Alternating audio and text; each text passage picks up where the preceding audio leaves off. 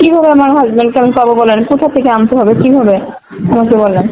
তোমার হাজবেন্ডকে আনতে হলে তুমি আমার সাথে একলা থাকতে হবে। তারপরে তারপরে তোমার হাজবেন্ড একাই বাসায় চলে যাবে। না, আগে আমার হাজবেন্ড কাছে ছেড়ে দেন।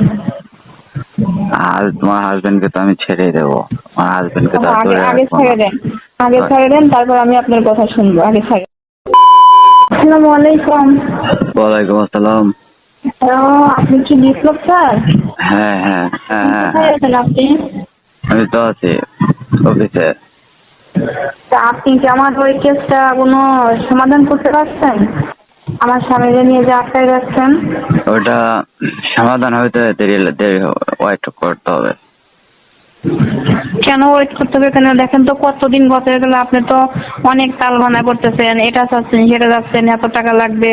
এই আমি তো কত জায়গা দৌড়াদৌড়ি করতেছি, আপনাকে কত টাকাই তো দিলাম, তো এখনো ছাড়তেছেন না কেন? চান আপনি কি চান? আপনি আর কত টাকা চাচ্ছেন আপনি? তুমি আর 15 দিনের মাঝখানে 10 লাখ টাকা ম্যানেজ করে নিয়ে আসো। আপনি কি বুঝতে পারছেন না? আপনার তো ফ্যামিলি আছে নাকি? আমার ফ্যামিলিতে একমাত্র আমার স্বামী ছাড়া আর কেউ নেই। আমার বাচ্চা কাচ্চা আছে, আর আমি সংসার মেনটেন করতে হয়। কেন এইভাবে তাকে আটকে রাখছেন আপনি? আহ, তুমি ওর ওয়াইফ বলছো? জি। তুমি যে আসছিলা ওই বোরকা পরা মেয়েটা তুমি? জি স্যার, দয়া করে আপনি আমার স্বামীকে ছেড়ে দেন স্যার। ঠিক ঠিক আছে, ঠিক আছে। তুমি তো আপনি আমাকে আর এভাবে ডেট দেন না, আমাকে এভাবে আর করেন না, হস্ত করেন না, ঠিক আছে? ঠিক আছে। তুমি তো দেখতে অনেক সুন্দর, মাশাআল্লাহ। তোমার স্বামীকে তো ছেড়ে দিতে আমি পারি। সুন্দরটা আপনার কি? আমি সুন্দরটা আপনার সমস্যা কি? তুমি আচ্ছা, ওটা বড় কথা না। ঠিক আছে, তুমি এ করবা 10 দিনের জি স্যার, কি বলছেন স্যার? আমি বুঝতে পারিনি। তুমি আর 15 দিনের মাঝখানে 10 লাখ টাকা ম্যানেজ করে নিয়ে আসো। পারবা না? আমারও 10 লাখ টাকা? আমি তো আপনাকে অনেক টাকা দিয়েছি।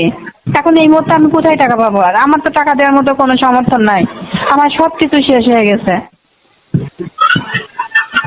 এখানে তো অনেক উপর মহলের অনেক লোক আছে, অনেক চাপ আছে, ওদেরকে এসব না দিলে তো হবে না, বুঝতে পারছো?